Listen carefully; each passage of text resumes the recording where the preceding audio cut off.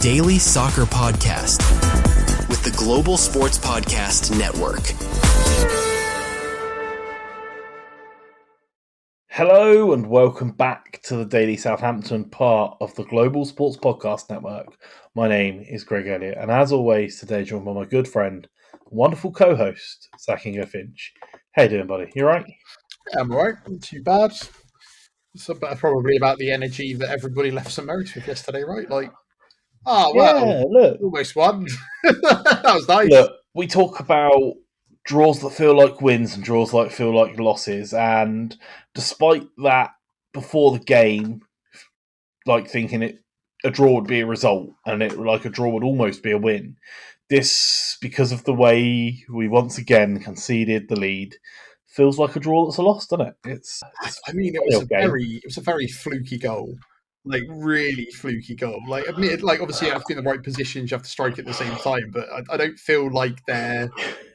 Like, other than if you moved McCarthy like a couple of inches to his left and it struck him in the face, I don't think there was a huge amount that could have been done.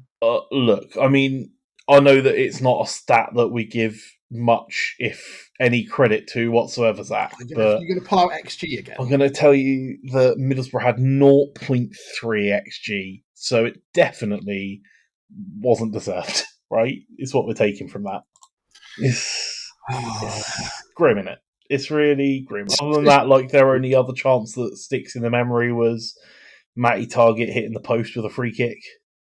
I can't. I'm struggling to think of any other good chances. Slightly more on target than most of our free kicks of that game.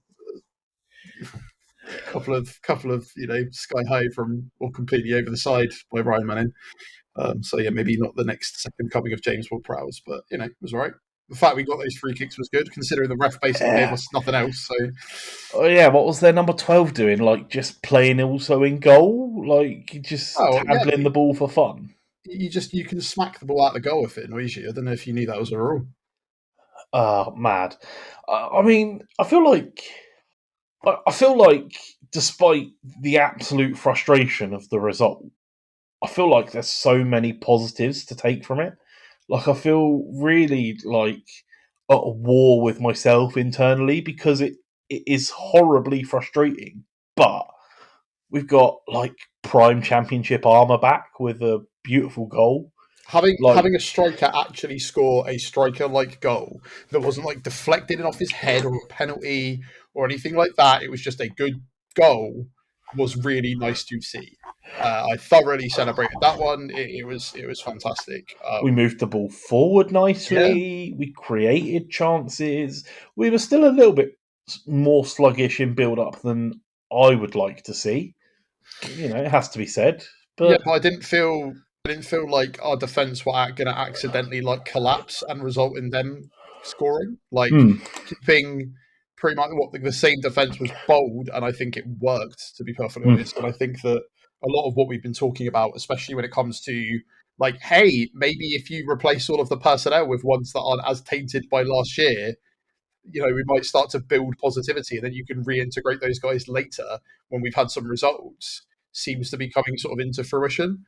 And like I said, didn't really expect Tom Fellows to be in the position he was in, but he played really well. I actually think bringing him off sort of killed it. We looked a lot worse for it, right? And that's no disrespect to Fraser. I just think that he was playing really well, and it seemed weird to take off one of what was our creative powerhouses, right? It almost at that point felt like, right, this game's done. Let's look forward to Tuesday and give him a rest for then, which was just never how it was going to play out. I'm pretty sure I text you, one's not going to be enough. No, I think that's it was a mistake. It was literally their goal was about 5-6 minutes after Fraser came on, right? And then bringing Jay Robinson on as late as he did, just what's the point? It just didn't give him enough time to really get to do anything. I think potentially we kind of expected more added time, right? But if you want an indicator of how, I guess, messy their game was, they had 6 yellow cards, mate. That is crazy considering how bad the ref felt against willingness to give us anything. Like, yeah, we can go on about that as much as we want, but again, like you keep talking about it. It's the whole we need to kill off the games, and we're just not doing that. It wasn't a glorious game by any sense of the imagination, but like we had like double the amount of shots from it, right? There was that one chance that also again should have gone in and then just didn't. And I don't know if that was just the occasion getting to his as or what, but and just right before half time, a header from Quasi where he's almost headed it 2 down and it's bounced over the bar. Just again, like, and you're right. Getting into the right positions is fine until they slow down and they don't go in, and then we lose out on points. And like we were discussing before the game as well, you're looking at if you want to know how bad we were last season. Sunderland are already on 11 points. That's crazy. A team that nobody expected to go up. Won, on the playoff finals like us, and have already picked up almost as many points as we did an entire season in like the first 4 or 5 games. Mad.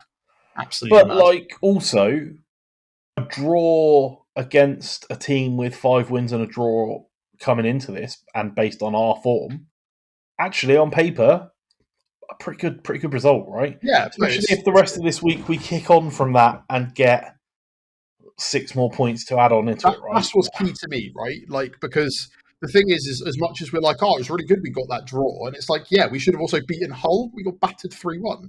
So it's I know you can only sort of look at the results and deal with the games that you've got coming to you, but it is frustrating that we still haven't quite kicked into gear yet. And I think if we do this week, everyone will probably calm down a little bit. Like me and you talked about it earlier as well. Like some rumor going around that apparently some captain at a EFL Championship club is leading a revolt. Well, we will get to that for sure. That is on my notes to discuss. Before we get to that, I've got some other positives to point out in the game that I want to talk about. But first, let's have a break and a message from our partners at Bioniq. Your body is unique, and Global Sports Podcast Network has partnered with Bioniq, the world's most personalised supplements. Bioniq provide 100% tailor-made supplements, designed to deliver precisely what your body needs at exactly the right levels to optimise your health. No guessing. So click the link in the show notes. Use the code GSPN 2025 for 40% off your first month's subscription. Bioniq. Don't settle for off-the-shelf solutions made for just anybody. Get what's right for you right now. Your body. Okay, mate, we are back. So I have got 3 big positives that I want to take from the game and that I hope we can take into this week and build upon. The first positive is stat-based, and it's just a direct comparison for you of one statistic, which I've never paid attention to before, but maybe I should have. And on the BBC website, which I presume comes from Opta, it is backward passes, right? So yesterday against Middlesbrough, we played a total of 72 backward passes. And against Hull the week before, in a much worse performance, our backward passes were 95. And so that stat alone tells me how much better we were at moving the ball forward and like into attacking areas.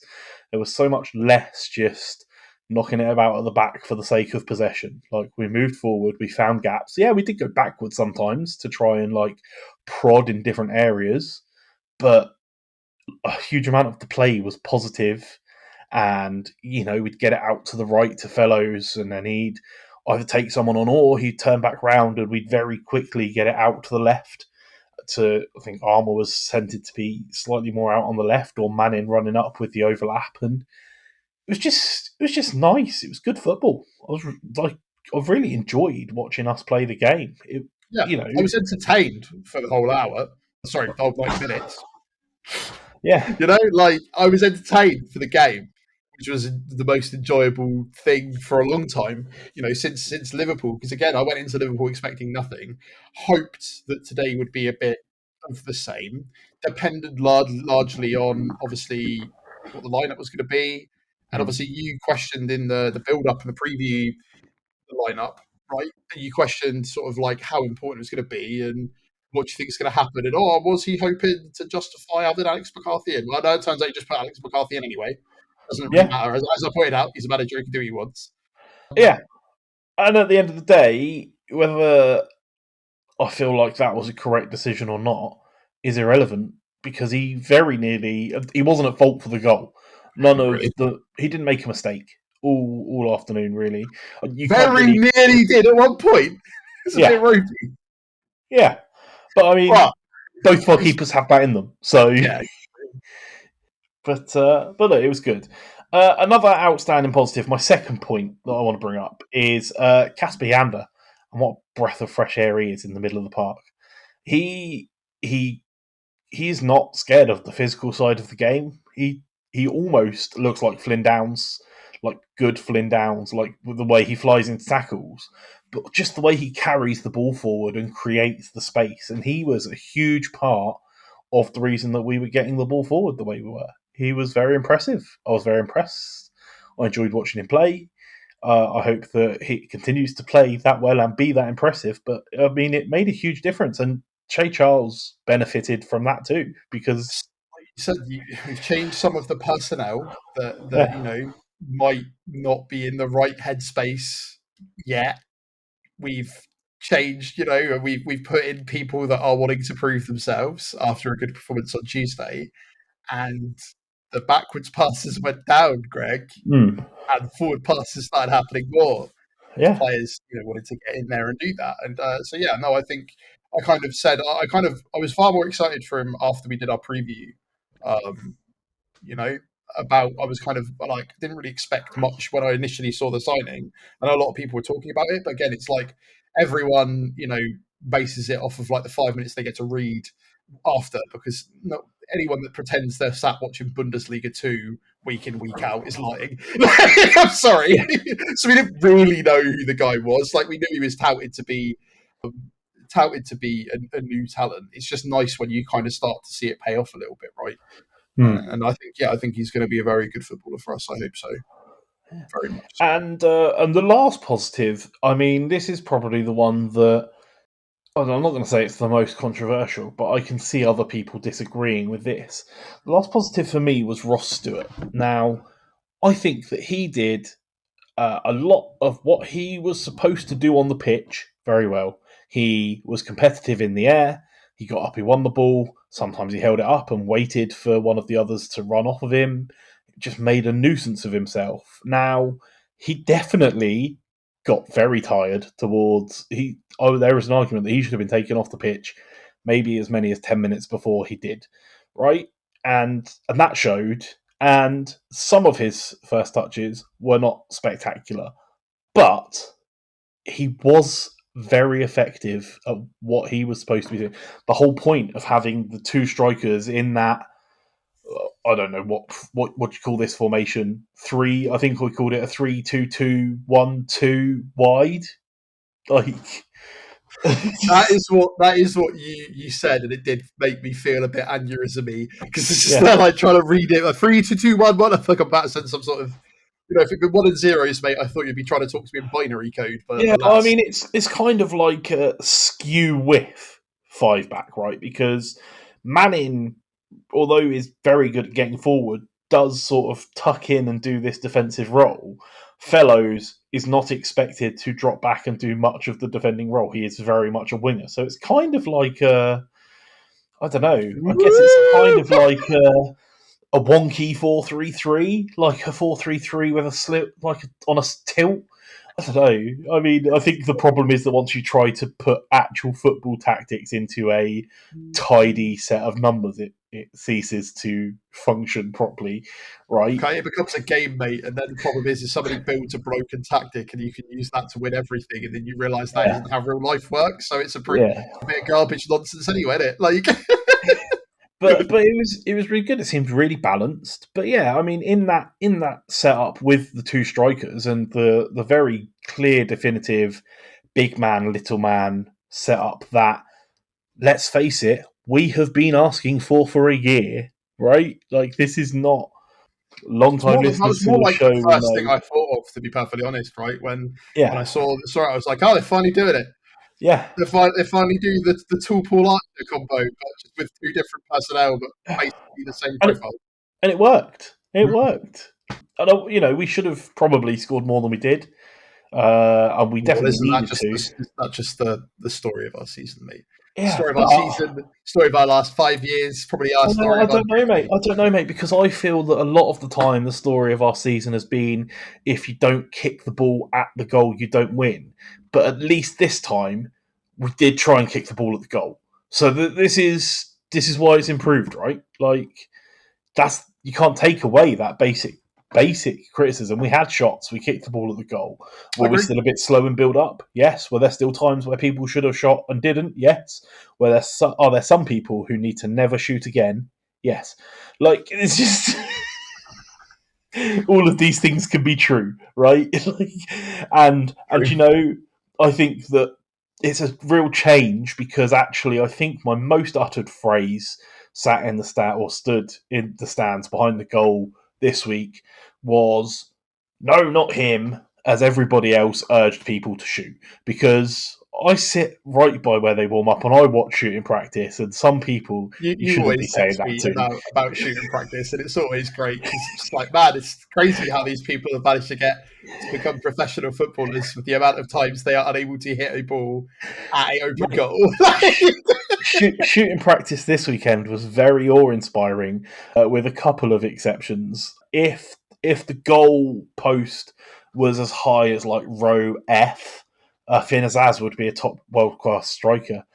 And Taylor Harwood-Bellis, now I think that he mishit it, but the only shot he took at the goal in shooting practice cleared the side and the top of the safety net and genuinely nearly took half the brass band out. It was chaos.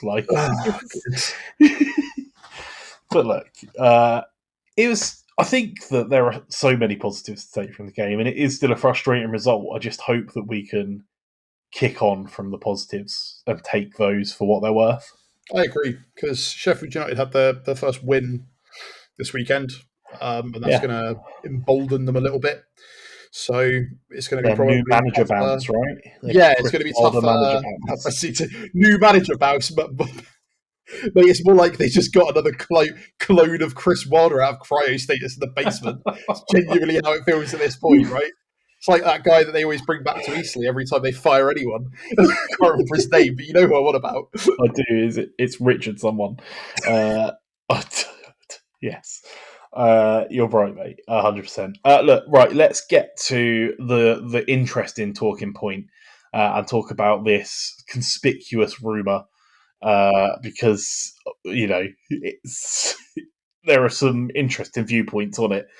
That's a crazy conspiracy on a Monday morning, guys, eh? We love it. We love it.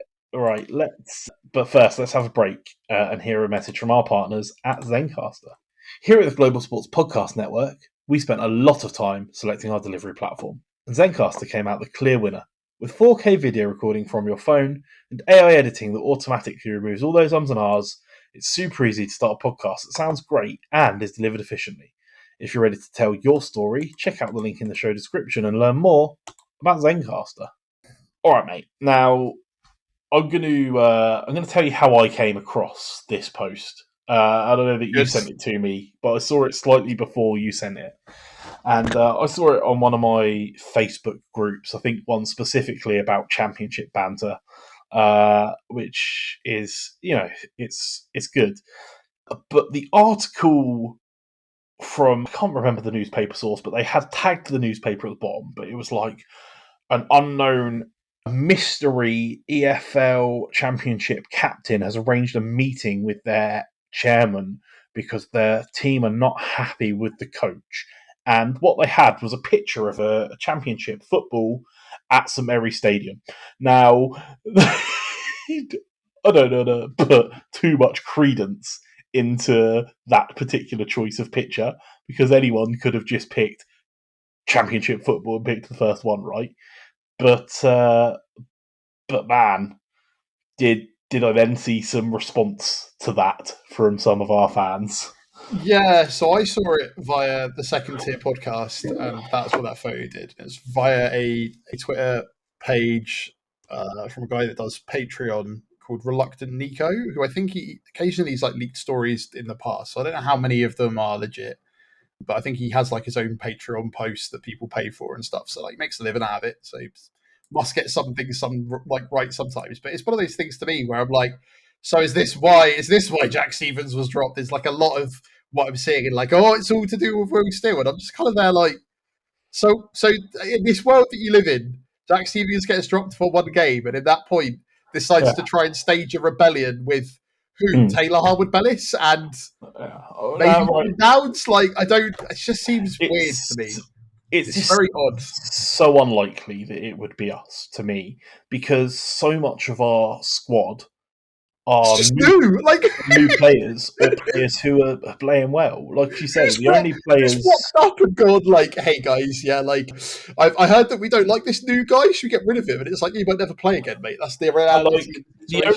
The only three, and I don't even want to speculate on it too much because it's ridiculous, right? The only three that you could even at like the highest level of conspiracy think about, right, would be Stevens because he's suddenly been dropped, Harwood-Bellis because he's struggling, and Flynn Downs because he's been out of form and sick. And I did see some absolute insane conspiracy like, oh, he called in sick after another poor performance. It's just poor mentality. I'm like, or it's poor immune system. He literally poisoned himself last year. I feel like you don't have like the club literally do more medical investigations into why you're sick if you're just put in a sickie.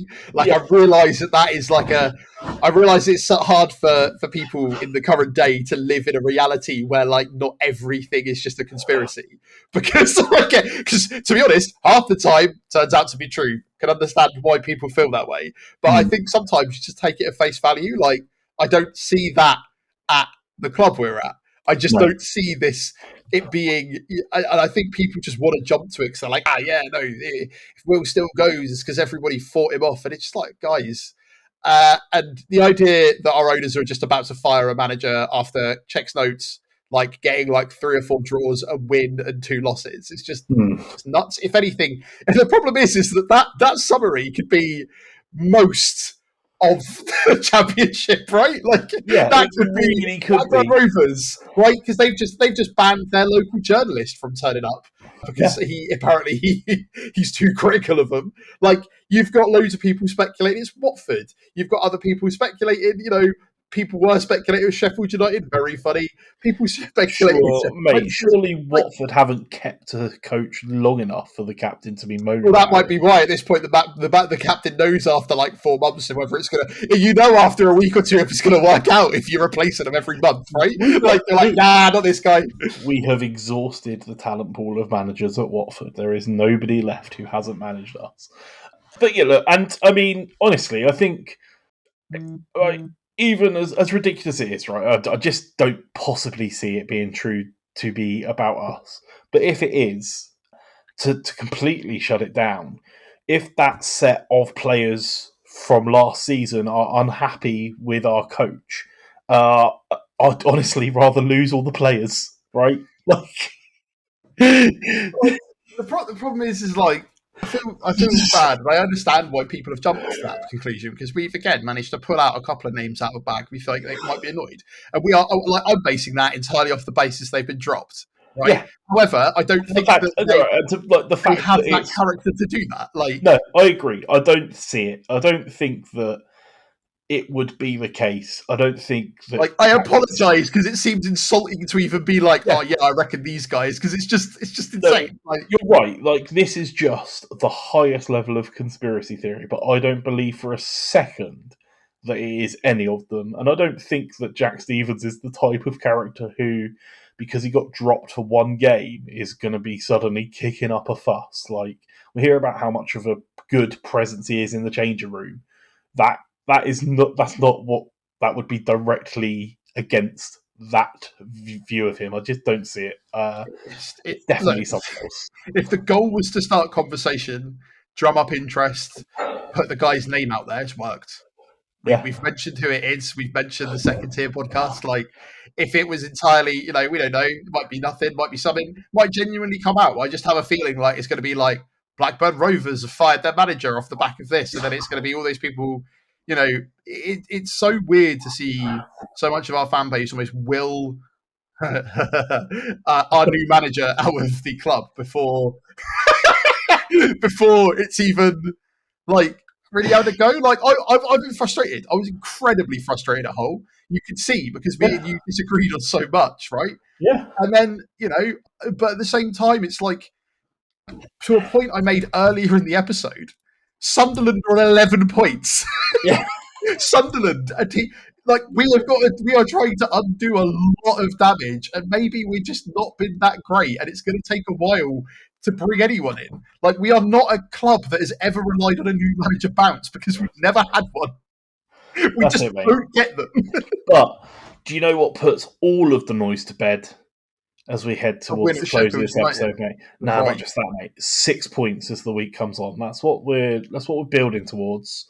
And look, mate, it's the Championship. The games come thick and fast, and that is why we love it. But then afterwards, you know what we've got to deal with? Another international break. I swear it was last week, mate. Like, I'm sure that we can find something to watch. Please join us as I bring you a new video gaming podcast. Greg will bring you one about the Eagles. It's going to be great. It's going to be absolute chaos. There's going to be 15 minutes apiece. You're going to learn about whatever I'm playing. And Greg will tell you about why the Tush Push is still going to absolutely storm this season. Absolutely. But look, let's wrap up and summarise the weekend. A draw that should have felt like a win, frustrating because it's a draw that felt like a loss. But a point is a point, and we're getting there. And now we head on to the next one, and we see what happens then. And you know what, Zach? Tomorrow, we're going to talk about what we think is going to happen then, because that's how thick and fast they come. Crazy.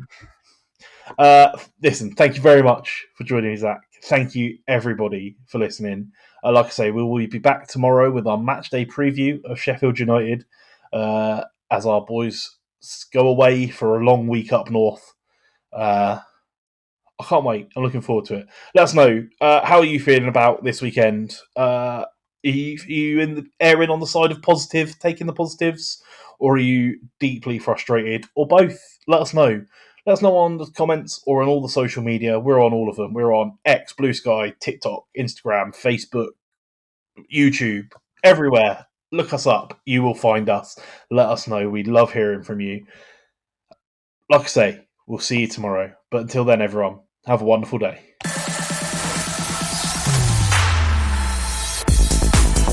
Your daily soccer podcast with the Global Sports Podcast Network.